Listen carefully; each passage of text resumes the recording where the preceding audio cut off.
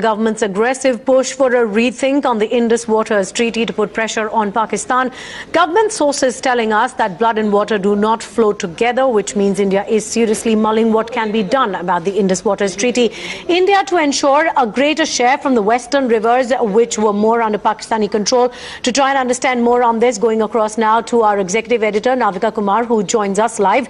Navika, there's two issues here. One, of course, just how far India can push. What can India do with this treaty, which can put some pressure on Pakistan? But the second one is, it's not just a bilateral treaty, it is trilateral, and it does have the World Bank involved. And therefore, should India try to tinker with this, will this reach an international forum? Well, the way India is looking at the Indus Waters Treaty at this moment is it's not thinking or mulling any suspension of the treaty as a whole or taking any arbitrary action as far as the water supply is concerned.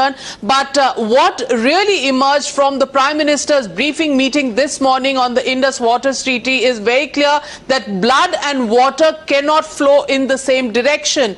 That is the sense that came out of the meeting, which means that India is going to claim greater control over the western rivers which include Indus, Chenab and Jhelum. That was left more for Pakistan, while the eastern rivers were for India.